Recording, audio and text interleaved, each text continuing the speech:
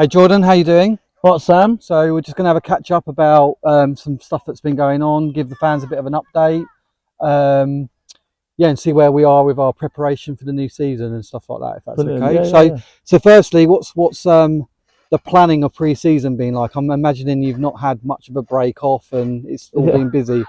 yeah. Well, it's been largely down to with that period at the back end of last season, we were planning a lot anyway. So yeah, we've been busy, but we did have that sort of a little advantage where we were already sort of looking ahead to that, sort of one eye on the current season, one eye on next season, with always that being the view in the circumstances. But no, yeah, Tuesday, Thursdays, we've not had a Tuesday or Thursday off. Just meeting players, planning, works Yeah, at the grounds. Loads of different things going on, just trying to sort of elevate the club both on and off the pitch, really throw ourselves into it. The management team have done that, even the players have done that, from the youth awards day through to this. So yeah, it's been a real time of like settling in, really, Sam, yeah, because we didn't have that. yeah, We really didn't have that. We didn't have a time to, think about, anything other than just getting through game by game, because it yeah. was 16 games within like a two month period. It was really, really difficult. So we've had that settling in period. We've had a lot of planning and prep, and we're really excited. And then not giving too much away. What's the kind of outline of pre-season? What you sort of, what's the Yeah, so plans? we've got a full schedule. We start Saturday. Boys are all back in on Saturday. Obviously, there's a few with holidays and things like that, so that's all obviously a little bit disruptive. But we've planned accordingly.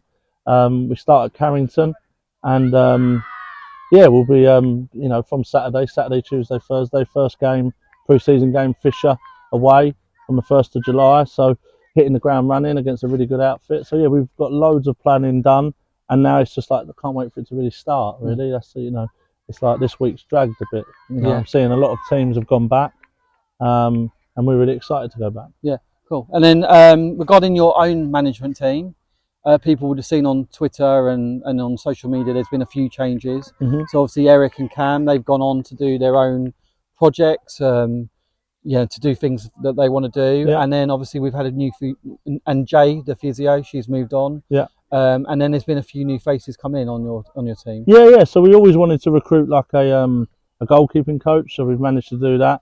And then obviously with Cam and Eric, they were great servants both for me at Allfold and obviously with us at Red Hill. They provided such a stable environment for the players. It was tremendous. So for me, it was really sad to see them go, but different. It was never like, oh, we're going because it's a different vision. It Mm. was genuinely Eric's got a lot going on with his other coaching, and Cam has just set up his own Sunday League team and wanted something a little bit closer to home. And we understood that, and we were sad to see him go. But equally, with every door that closes, another one opens, and we got Matt coming in, who's got a tremendous background at this level. Yeah, Been in it for a number of years, and obviously won the playoffs as manager, whether it be interim or permanent. He won it. He was the only consistent individual at Epsom last year, and he was the one who see that job through, and he managed to get them promoted into our league. So having him coming in as a head coach and delivering for us in terms of our philosophy and the way we want to do things is massive. Um, and then obviously Ryan coming in, strength and conditioning coach, something that the management team wasn't a specialist in. Now he will be able to offer that subject yeah, specialism, and we've got a big one thing I realised at the back end of last year was how fit the teams were, really how fit they were, yeah. and that's something that we're really going to focus on. So Ryan's got a big job there, but he's already well ahead with his planning, and I look forward to a good conditioning program throughout the season, to allow us to be, the fittest side. That's what I want us to be. Yeah. And then obviously Vicky's come in as our new physio. Yeah, so Victoria's come in from Chesterton. It was her first season in football last year. She wants to kick on. She fits the profile of sort of our progressive nature and where we want to take the club. And she wanted to kick on another level. And obviously, when we put the post out, she was one of the first in there. And yeah, we had a really good chat.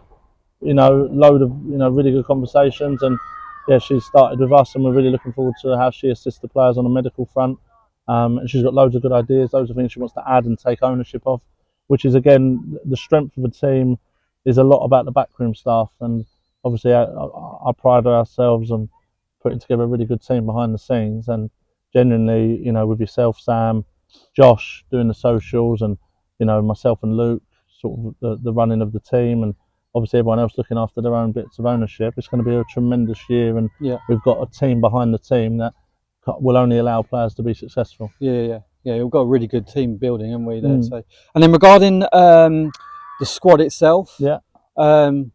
Expecting lots of changes on the pitch. I'm guessing the fans are expecting some changes and new faces coming in. Yeah. I think we've announced about 12 players with the retained and new, but I'm guessing there's a lot more than 12 players that we have.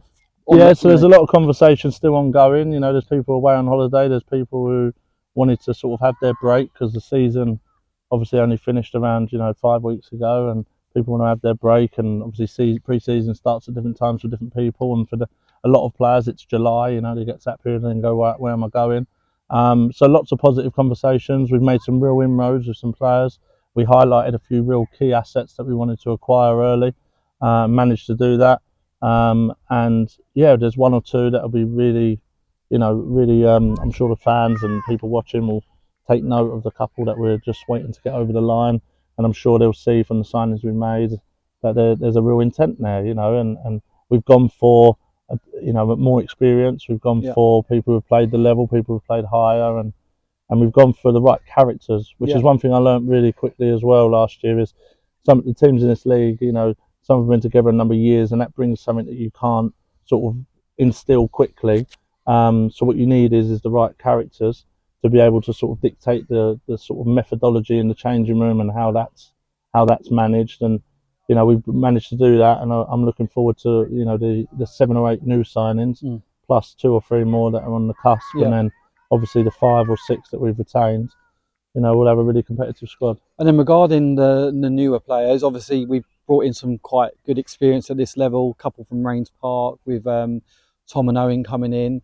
Again, one of the, I guess, standout signings would be Ruben Duncan. With his experience that he's had at the under-18s level and academy levels and stuff like that, playing at Millwall, representing Wales. What's your feeling about Duncan? Yeah, Ruben was one. Ruben was one that was highlighted to me, and then I managed to watch him a couple of times, and I had a few conversations about him and with different people because I was trying to understand why he was at the level he was at, and it was just because he just fell out a little bit of the sort of love for the game, but he's really got that sort of hunger back now. I think the last sort of 18 months for him has been a bit of an eye opener into what non-league is like. But obviously his pedigree is there for everyone to see. 3 years at Millwall, from a scholar to a pro, played under 19 for Wales. We've got a real player on our hands, and he has been nothing short of exceptional since the day we agreed that he'd be committing to us. He's been nothing but exceptional in terms of his approach with me and how he wants to help the team, and he's going to be a real asset, and I think he's going to kick on massively, and he'll be a big player for us. And again, also another key signing was retaining Tyrese, who was our top goal scorer last year. A lot of clubs fishing around him, and So Tyrese obviously had a lot of interest, and me and T have a fantastic relationship. We've obviously worked with each other at a number of clubs now, and he was honest with me. He had approaches from abroad. He had a number of clubs in the league above and the league above that who made conversations with him, and it was actually probably have to give his mum a thank you. His mum trusts what we're doing with him and how we want to support him and work with him, and he wants to really commit for a season. One thing T hasn't done is had a full season anyway.